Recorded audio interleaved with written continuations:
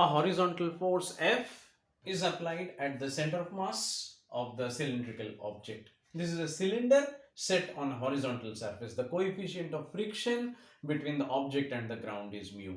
The center of mass has an acceleration A resultantly, and acceleration due to gravity is given as G.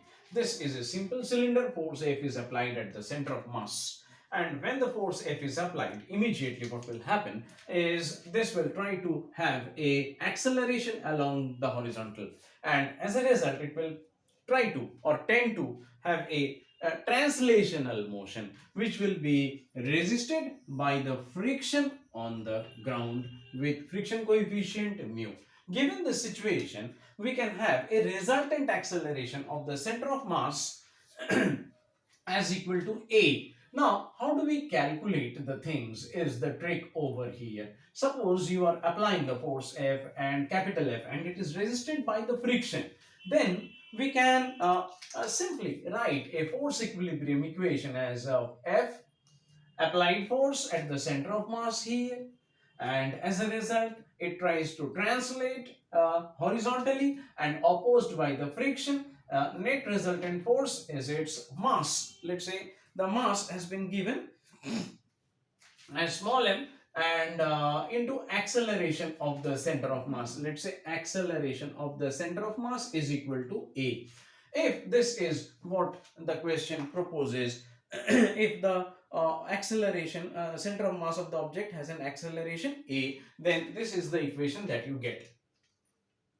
Now see, the moment friction comes into picture, and it is given in the question that given that the object rolls without slipping, and that means this particular force about this center of mass has a perpendicular arm length of the radius value equal to capital R, and as a result it produces an angular acceleration alpha, and moment of inertia of this particular cylindrical disc will club with this alpha to provide a torque, and that torque will be equal to F dot R and will be also equal to I into alpha. Now let's keep the moment of inertia for this object open for different types. Let's say this is equal to some k times m into r square, small m into r square, some k times small m into r square. Now this k can be like, half for a disc or a plate. For a cylinder it can be half, k equal to half, and like that. K can be any value depending on the type of the object.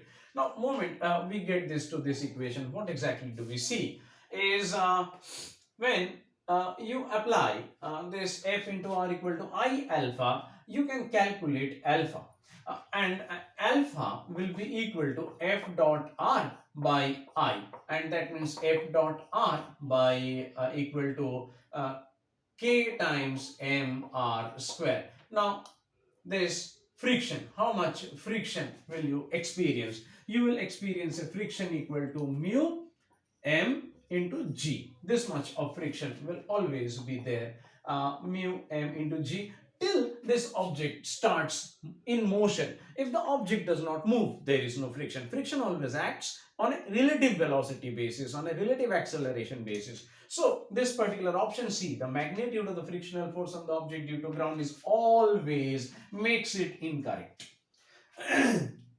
Now dear, if we come to the calculation, this alpha is going to be equal to mu m g into capital R by k m into r square. Effective what we are going to get is equal to, let's say m cancels and r cancels. So, mu g, m into r will cancel, so k into r. This is what we have.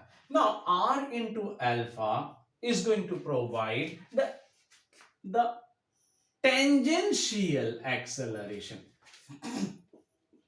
R alpha will be tangential acceleration at the point of contact. At this point of contact, P will act to the left. Now this tangential acceleration R alpha will be equal to mu g by k. Now here is something that is going to make the situation more interesting. Say this, if this is the acceleration of the center of mass, it's going to be applied, it's applicable at every point, even here. The acceleration of the center of mass is applicable even at the point of contact. And the tangential acceleration due to the torque I alpha is going to be applied to the left side. They are going to act on the opposite side. If this object rolls without slipping, for a rolling without slipping, this is very important to understand. At point of contact, there is going to be relative acceleration equal to 0 between ground and object. Relative acceleration between ground and object is going to be 0. And that means what? That means that AT should be equal to ACM, at least by magnitude, because they are directed opposite side, and this point should have 0 relative acceleration with respect to the ground. It should not skid, it should not slip. Therefore, this particular acceleration that you have so far obtained is itself ACM and is equal to A, and that means your A is equal to mu G by K. To go ahead with the question. And what is K? It depends on the object. Now let's go to the first choice, first option. For the same F, the value of A does not depend on whether the cylinder is solid or hollow. In fact, it does, because if it is a solid cylinder, then K will be half. If it is a hollow cylinder, then K will be 1. So for solid cylinder, K is equal to half. A solid cylinder means it's as good as a plate or a disc, and for a hollow cylinder, K is going to be 1, as good as a ring. So this option again is incorrect. For a solid cylinder, let me write down here. Solid cylinder will have what? K value. Solid cylinder is like a plate or a disc. K value is going to be half. So for a solid cylinder, the maximum possible value of A is 2 mu G.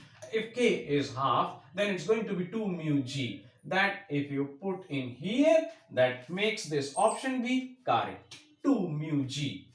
And then the magnitude, this is gone. Now for option D, for a thin-walled hollow cylinder as good as a ring. Thin-walled hollow cylinder as good as a ring.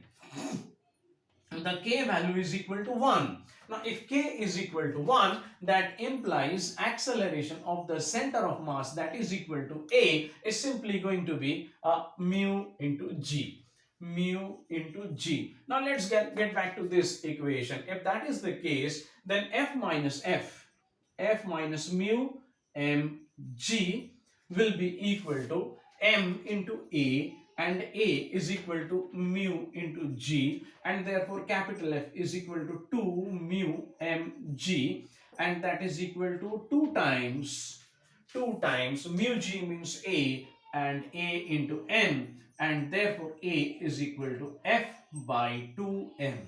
Look at this, F by 2M, which is as good as this, and therefore this option is correct. This makes this question more interesting, that it takes into account the rolling without slipping phenomenon with tangential acceleration and center of mass acceleration applied at the point of contact. Thank you for your patience. See you in the next question for more discussion.